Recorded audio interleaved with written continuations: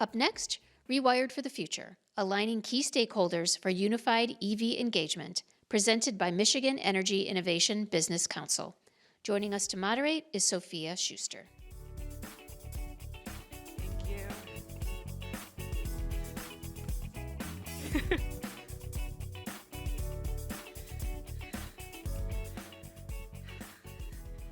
Hello, good morning. Thank you for coming to the EV panel at the Detroit Auto Show. My name is Sophia Schuster. I am the policy principal for Michigan Energy Innovation Business Council, or if you get tongue-tied like I do all the time, Michigan EIBC. I'm really excited to talk to you today because all of my job at Michigan EIBC is devoted to advancing clean transportation in the mobility sector in Michigan. But Michigan EIBC as a whole is a trade association. We have about 160 members across the advanced clean energy spaces and mobility spaces. We would not be where we are today without our leadership council and our members who drive all of our efforts in policy. Woo! In policy advocacy. So we're having this conversation today because there are a lot of really cool things happening in the mobility space in Michigan, but really across the country. We've seen a lot of growth in EV adoption across the country and globally. Seen a lot of interest increasing across the customer space, and over 1,000 or thousands of charging stations deployed across the nation. But we also see that there's opportunity for improvement, improved communication, and I actually felt this very keenly when I was purchasing my EV. When I went to my dealership, my salesperson was so great, but he also couldn't really tell me about the different utility rebate programs, the state and local rebate programs, time of use rates, and really important pieces of information that we as customers need to know when navigating the transition to EVs. And so I have to admit that this panel was born out of very selfish reasons because essentially I just realized that this was a failure on my end, that I needed to do my job better. And so I'm hoping that we can have this great conversation bringing all of these really important stakeholders who are a key part of the consumer driving and vehicle purchasing experience today, and so that they can help me keep my job, really. But yeah, very excited to kick things off. So I know panelists, we're really excited to talk about this today. Oops, sorry, can we go back one slide?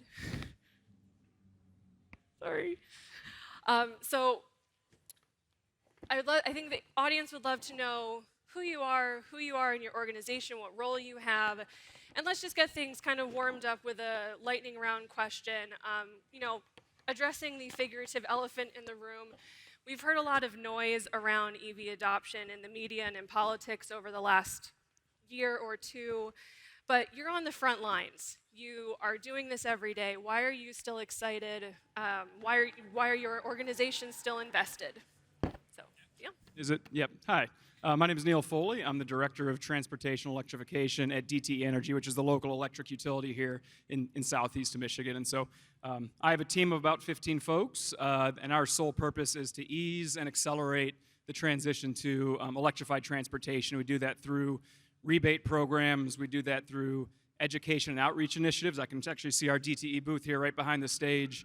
And we do that through advisory services. So we work with fleet owners, multifamily unit owners that want to electrify, and really help them understand what it means to install chargers and to electrify their fleet.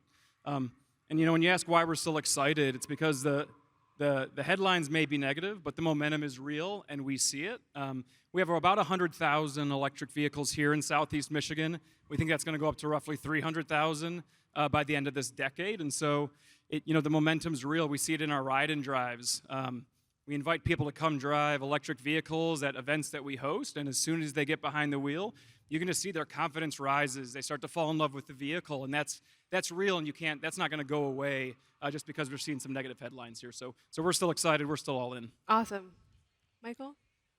Hi, good morning, everyone. My name is Michael Mayton. I'm the Director of EV Policy and Regulatory Affairs for General Motors.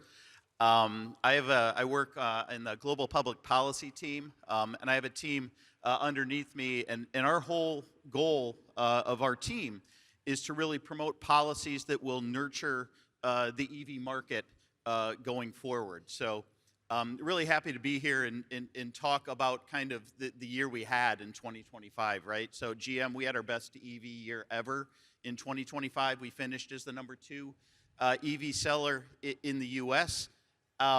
We have, 12 nameplates, tens of thousands of vehicles available on dealer lots all across the country. We're really excited, and you can see it back in the back there, the Bolt EV coming back this year. That'll be on dealer lots soon, the most affordable, longer range EV on the market. So, of course, there was a little bit of payback from the tax incentive going away, the federal tax incentive. We've seen some states kind of replace that with some money on the hood. But the momentum is real, right? The growth rate is uncertain, but it's still going up. It's still a positive growth rate. And we want to be on the front lines. We want to, offer people kind of at all price points. Those 12 nameplates are everywhere from the Bolt EV all the way up to the Hummer. So, kind of an EV for every purpose and pocketbook. So we're really excited about the momentum and look forward to working with our dealers, our charging operators, as well as the utilities going forward. Thanks. Good morning still, I suppose. It must be auto show season. Negative wind chills and snow on the ground. So just welcome back to winter. For those out of town, welcome to Michigan. In January, I think it was 60 degrees last week, right? So Alex Karras, I am the Senior Vice President of Product for EVgo. Putting that into simple terms, I'm the guy and my team gets to decide what the software and the hardware look like in that customer experience and really drive a seamless customer experience as we move forward. So I actually spent 18 years at General Motors, including the team that Mike was on, amongst others, including GM Energy. So my foundation really is at the automotive level and thinking about the customer experience and having the chance to bring EV charging.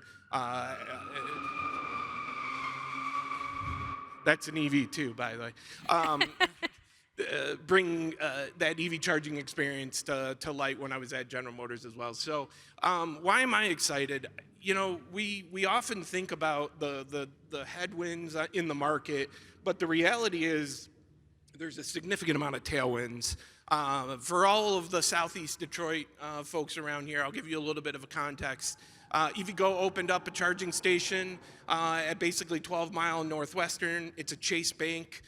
You would anticipate, that type of location being the place where you can go get groceries and spend 30 minutes. But within essentially 2 weeks, that location was filled up.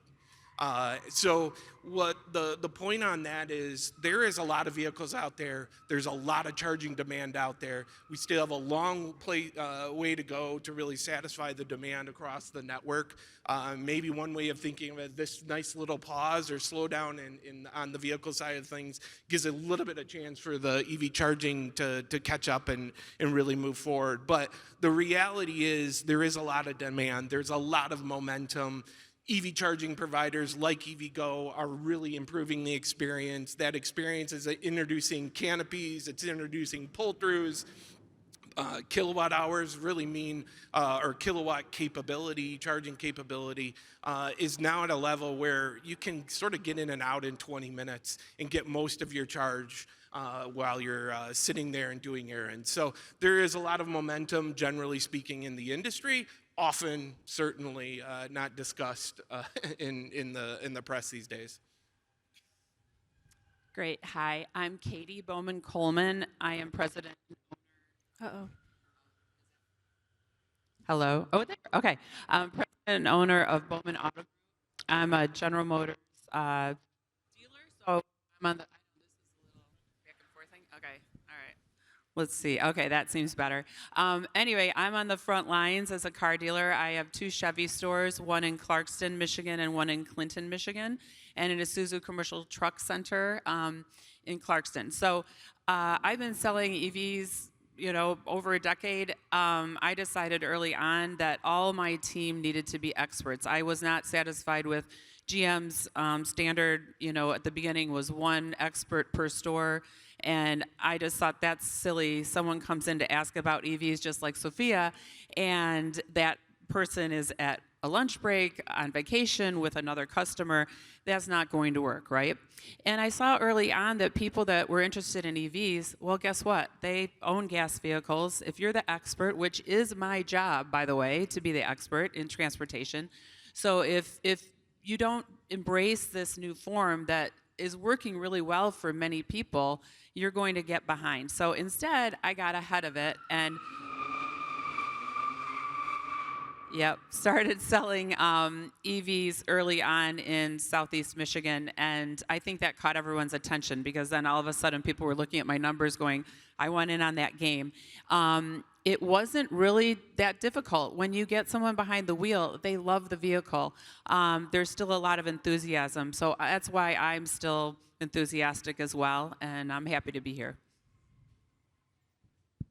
Yeah, I'll agree. I'm a proud EV owner and really enjoy my vehicle. I can charge it at home. It covers 95% of my needs, and it's just easy breezy and a lovely thing to drive. But I'm Komal Doshi. I am the VP of Electrification and Mobility at Walker Miller Energy Services. And my role is really to work with utilities, municipalities, and communities to advance their EV journey and make sure that no community is left behind as we march on with this industry. Why I am really excited, it's not just me who's a satisfied customer. We're seeing the momentum that everyone's talking about around different communities and in our work. So Walker Miller manages ComEd's beneficial electrification portfolio. And this project started in 2024, and over the 2 years, we have dispersed over $150 million in rebates to advance electrification goals. What this really means for communities is over 84% of this funding has gone to disadvantaged communities. So for people who say that, there is no demand, there is a lot of demand. There are people who want, if this is at the right price point. We've dispersed over 79 electric school buses in communities. We have deployed over 6,000 vehicles ranging from light, medium, heavy-duty vehicles. We have deployed over 2,000 ports. 66% of the DCFC ports are public ports. So there is a lot of momentum, there is a lot of excitement, and with the right structures, if we can get government, utility, and industry to line up together, we really can drive this market to where it needs to be. Thank you. All right, great. So I'd like to kind of talk a little bit more about how the business model is changing. There is a kind of historical second nature way that consumers have purchased and driven ICE vehicles over the last several decades. And now there are transitions, there are new relationships being established with the transition to EVs. For all of our panelists, how are those traditional business relationships changing? And what new relationships are being forged in the wake of the increased vehicle electrification? And does that present any challenges? And I think we'll start with Komal so we can go back that way. Sure. It's a really different stakeholder ecosystem that we need to develop. We're talking about, I mentioned the utility themselves. There are the OEM, the dealerships. There are the installers who are going to install these chargers. There are third-party logistic companies. There are many different players that need to be engaged to make sure that they can be those informed voices in the community that can get these people to have both the confidence and the transparency in what does it take for me to electrify, right? What is my journey? What is the timeline? Because it is no more the same thing that you would have done with having access to a gas depot or buying an ICE vehicle. And so one, we need these stakeholder networks, we need people informed, and we need these people to be from the communities talking to the communities. But the other thing that's really important is that there are a lot of tools out there that make this decision-making easier. Some are by utilities, some are by state agencies and federal agencies. It could be anything from grid capacity maps to free fleet assessments to multi-family assessments. Is the amount of power in your neighborhood sufficient to have this charger? People need to know that, and they need to understand these are the 5 steps that get me there, right? And then they can plan. Even if it is a little bit longer than they expected, it's a little bit more complicated, that transparency makes it a lot more manageable. And we just need to make sure that people know that these tools exist, and a lot of them are free, so they can make these decisions. Yeah, so for me, it's been 100 years that it's been a straight line, right? The manufacturer made the vehicle, we sold them, and the gas station fueled them. And EVs turned that straight line into like a web, basically. And so we had to figure out quickly to be the expert. We needed relationships with local utility companies. I had a relationship with a master electrician who I engaged to be the person that, if the customer wanted, they would be able to go out and assess the home and see about putting the charger in and how much it would cost. You had to create the new relationships. And when you think about the relationships, you already had them. You just had to solidify them and make them stronger and make them more, easy to communicate to your customer, basically. I think it's really exciting. I mean, think about something that's been going on for 100 years, and now you have the opportunity to see what's next, right? I mean, the world is not going to stay static, and we need to be part of it. So those relationships and building those up really, I think, is an important piece of it. Yeah, and just to maybe echo one thing, I was thinking about vehicle registrations, right? 30 years ago, it wasn't at the dealership, right? And you guys Very true. Brought it into our world and made it easy and just said, here's your plate and make it happen. So I think that part of this is just getting everybody comfortable, right? The first time you took a ride-hailing event, you were like, what? I'm not getting into a stranger's car. And then your friend handed you the app and said, just click on that. And you did it and you got comfortable. Obviously, this is a little bit more complex than that. But I think that's where a lot of we have to connect new synapses. We're not used to it. Customers are busy. Their time is demand. And we're saying, hey, how do you figure out home charging, right? Again, DT makes it pretty darn easy. If you know an electrician that's done it and you got a sub-meter, it's cheaper and better, right? But we have to help a customer do that. It's similarly, where do you put public charging in so people start to understand, first, can I go do my everyday life? Right, and I actually just posted on LinkedIn about this, but when we were at GM Energy thinking about where do you put charging with EV Go, the first point is where people are already going, right? If you're going to the grocery store for 30 minutes, put charging at the grocery store, right? It's going to be easier. You can't envision a world where you're driving to grandma's house to Chicago first when you're just trying to figure out how to do your groceries. So then you put together those models where you say, hey, we're going to partner with folks like Kroger, we're going to partner with automakers, and we're going to build charging where people are already at and make it easy for them and make it seamless. And so a lot of the business model is really around creating those new relationships, making sure that we're all saying the same story to the customer so it's easier. And then the best in class, like Katie, are doing it for the customer.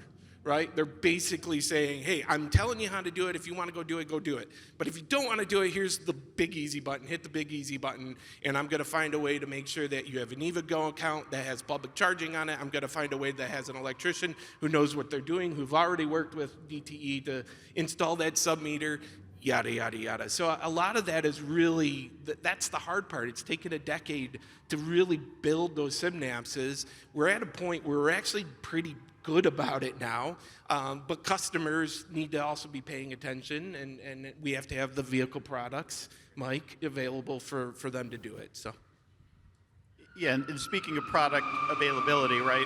I think a couple years ago, you could say we had a product problem. There wasn't a product out there for everyone. And I think, again, we GM, the OEMs have really changed that equation. It's not about product availability anymore. There's dozens of nameplates available. And so once you take that out, and we look at, kind of EV consideration and reasons people consider or don't consider an EV, it really does come down to that, range, which relates to infrastructure and how can I charge at home and how can I charge on a road trip. And both of those are valid concerns for somebody that hasn't experienced that before. Perception is lagging reality a bit in the DCFC space, on the road trip space. Last year there were more DCFC ports installed than any other year. I don't think anybody realizes that. And with all the OEMs now connecting to the Tesla network, you have 68,000 ports across the country. So, but the perception is that lags that, right? I still can't get a charge. And that might be true in different parts of the country. And then the home charging again. And as Katie said, this is a new area for the dealer and for the customer and for the OEM. So you have this new relationship that has to get built with the utility, the dealer, the customer. And honestly, Southeast Michigan is one of the easiest places to do that because everybody's DTE. There's 3,000 utilities all over the country, not necessarily as progressive as DTE or a few of the others. So we have to build those relationships, and dealers might not know which utilities they need. Customers might not know which utilities. So I like the concept of new synapses being built. Who's my utility? How do I get a home charger installed? Where do I charge? It's getting better. I think we also have to remember the cumulative number of EVs on the road is growing at a very rapid rate because there are very few EVs coming out of service, right? If you think about ICE vehicles, there's a whole bunch being scrapped every year. We are adding to that EV car park every year. So people are going to see more EVs on the road. It's going to become normalized quicker as things progress. So I'm excited, but you're right. A lot of new relationships to be formed. Yeah, and I don't think I have much to add. I think what struck me is that all my colleagues up here mentioned the utility or mentioned DTE as they were talking. And so for us, I mean, it's a whole different paradigm as us being the fuel supplier for electric vehicles, and you can just see that it highlights we have to work with our advocates like Michigan EIBC, we have to work with dealers, we have to work with charger install, we have to work with the OEMs, and so it's really just a brand new paradigm and environment that we're working with, and we're super excited to be a part of it. So Awesome. All right, well, I'm going to pick on all of you individually now. Michael, as automakers are scaling EV production, we talked a little bit about partnerships, but what are the specific partnerships with utilities, dealers, charging providers that are the most critical to ensuring that customers can be confident in the transition? Yeah, great question. So I think up here today, right? So GM's partnership with EVgo and our kind of three-way partnership with Pilot Flying J EVgo, that helps us learn about charging. It helps EVgo learn about the OEM experience. And by the way, nobody's mentioned that yet. We are at a critical point where standards are being developed and finalized. Standardization is a key to the market taking off, making sure that everything is interoperable with everything else. We're now all standardized on the North America Charging Standard, or J3400. Having these relationships really helps that standards game. The other one is all of the OEMs with the relationship with Iona, the joint venture of building out another nationwide charging network. And of course, the relationships with utilities. I can't, and it's not just about getting that home charger installed. Down the road, now we want to talk about EV rates. We're going to want to talk about managed charging, because in a perfect world, EVs can absolutely help with the cost of energy, can help DTE managed. We're putting massive, massive batteries on the road and energy storage devices.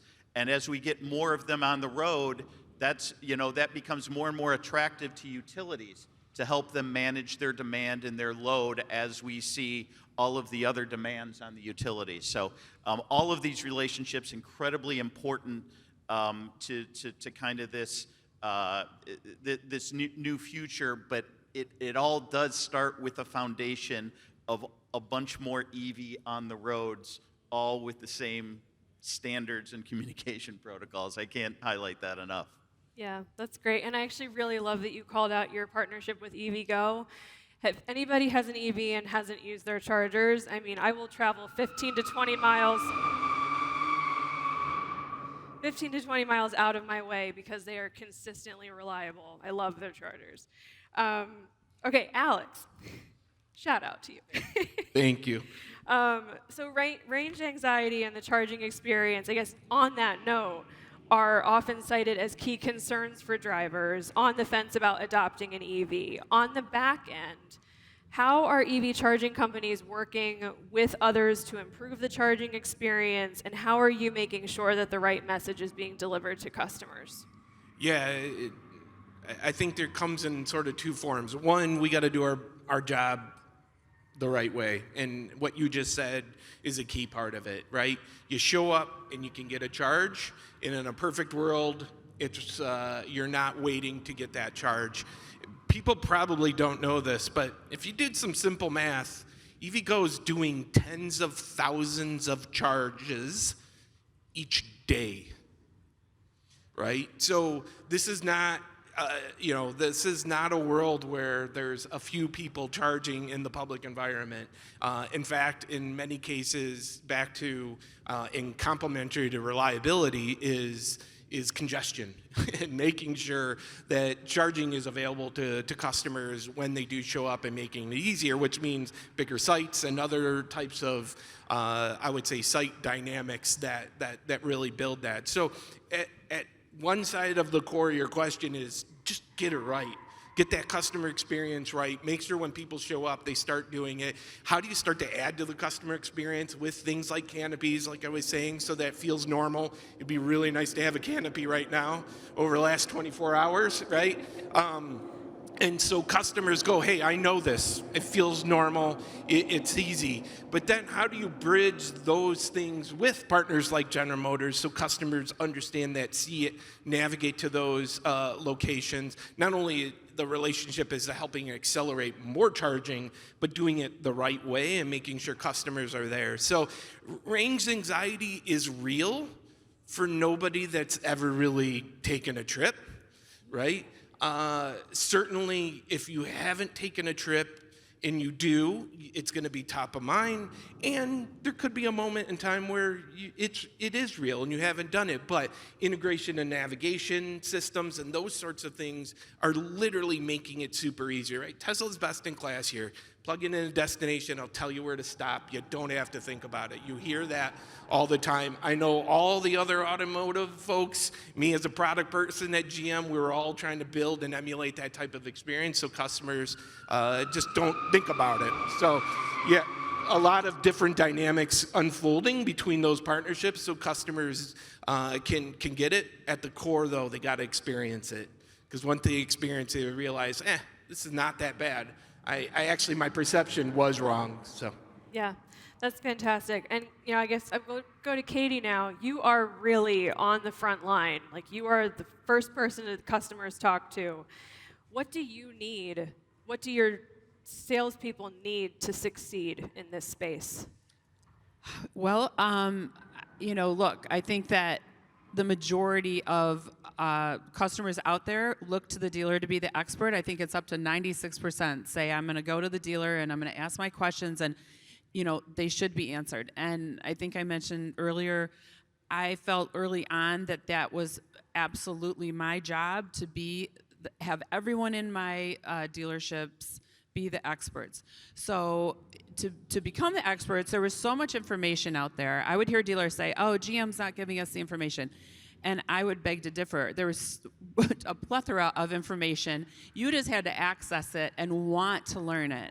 I mean, you could go online and learn it yourself if you felt like that, but GM had provided us with so much that we could take and then, create what was needed for the consumer best we could. Because look, each home is different, and I love that, Kamal, you're there advocating for the homes that might not be able to be electrified in the same way. I mean, communities, I hadn't thought of that really, but like we did know that each home and each environment was different. You live in an apartment building, you live, somewhere. So look, I'd never been saying EVs were for every single person. I think that most people have an EV and a gas vehicle in their household, right?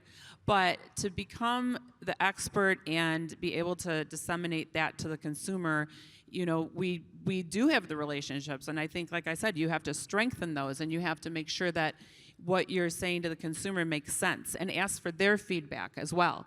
Because if what you're telling them, they can't go and easily execute, the last thing you want to do is have the consumer feel like they're going away with homework assignments, and in some cases that just might have to be part of it, right? There's a learning curve, but my thought and process has always been take as much out of that as possible. And I guess I guess what we need is more simplicity, more, like you said, if the Tesla charging situation is the easiest. I hate to say that out loud because I love, our GM EV products and all our GM products, and I think they're easy to use. I guess we just need more simplification, and we need to be able to educate our employees and have them, have easy places to access that. But I think it's happening. I really do. I'm bullish on that, and so far so good for us. But anyway, Yeah. we'll keep going. Yeah. Well, Komal, Katie brought this up, but you are working with dealers in the Illinois with ComEd, right, with the transportation electrification plans.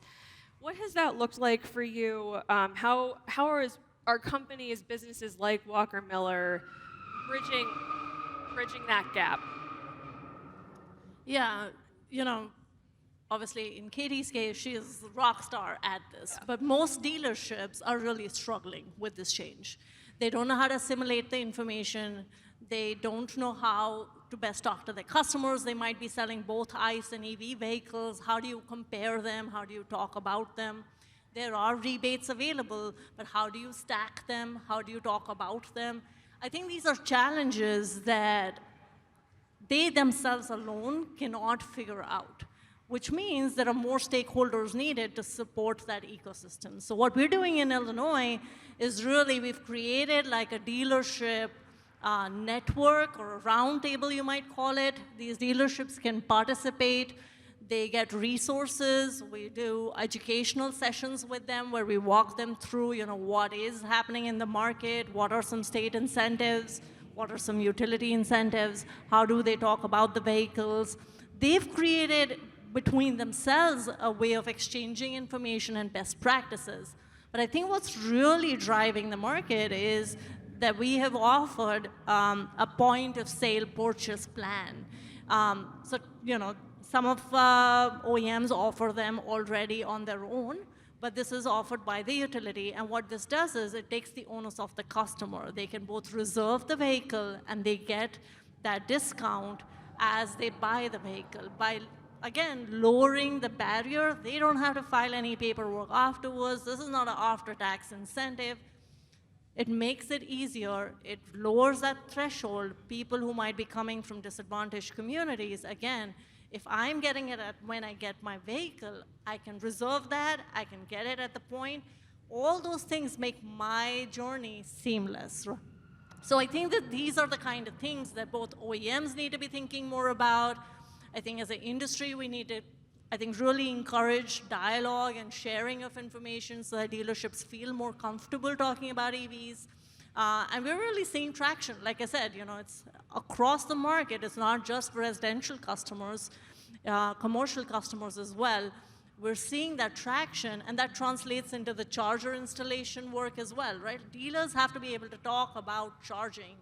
How would you do that? How do you get the right charger installer in the door, that's trusted, that's certified by ICC. You know, there are things in place, but that access to that information, the delivery of information, I think needs more coaching. Great. They're definitely having fun over there. Yeah, I'll say. I want to join in over there. Okay, I'm going to pick on you now, Neil. Utilities are facing a lot of pressure to balance EV load growth with grid reliability.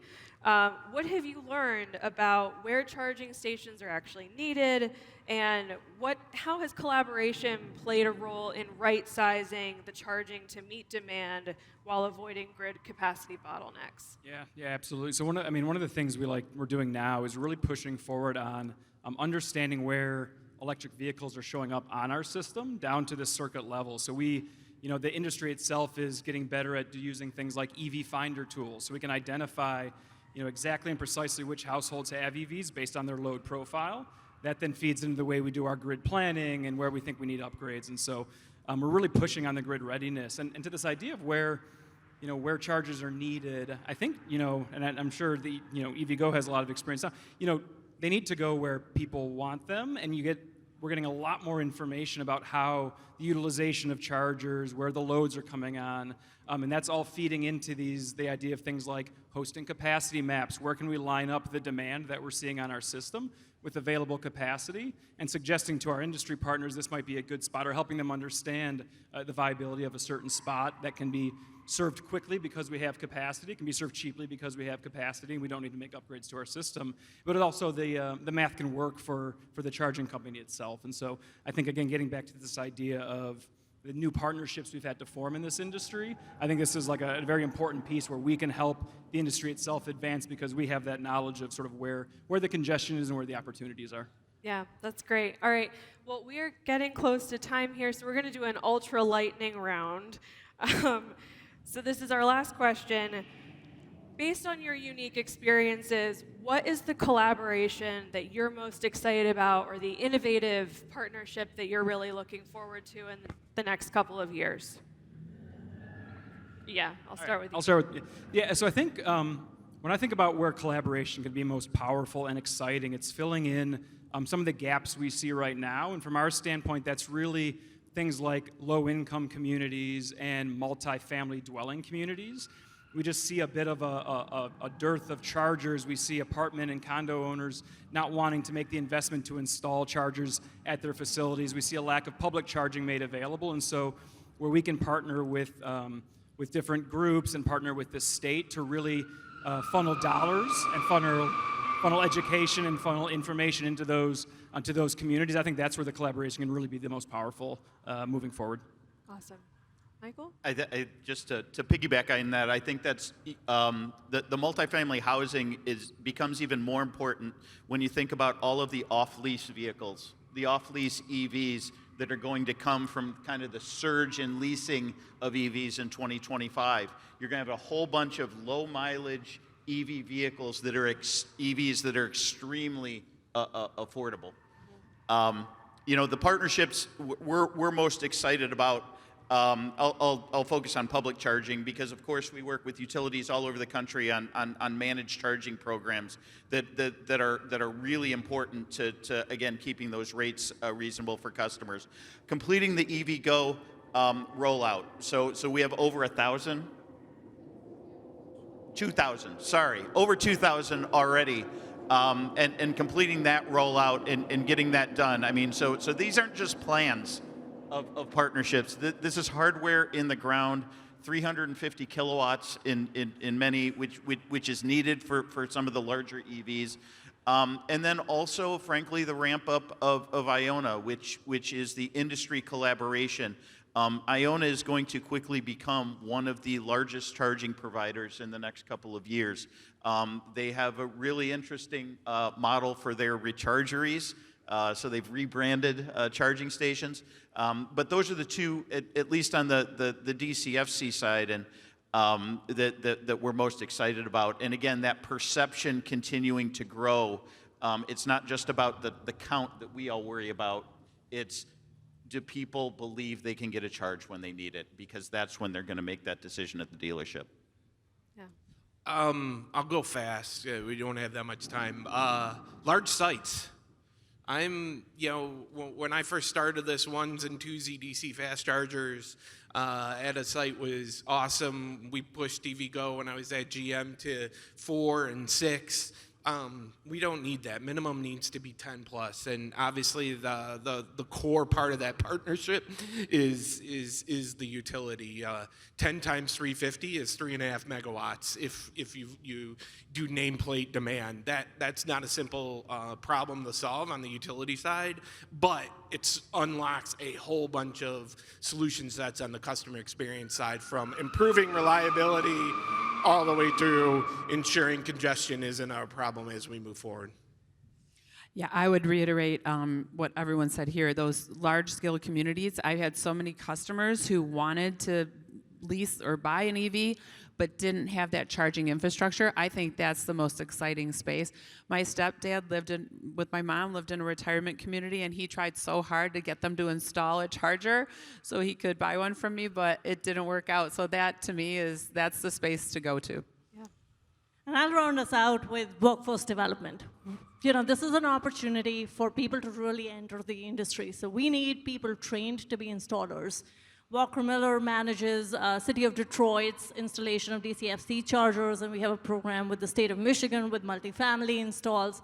And we see this now and again, that we need having people the ability to be certified installers, trained to talk about EVs effectively, not only helps them grow their business as electricians, as contractors, it is also a very strong conduit for us to know what is coming down the pipeline. They are the ones that will help forecast the future, because they are the ones that will go sell the work.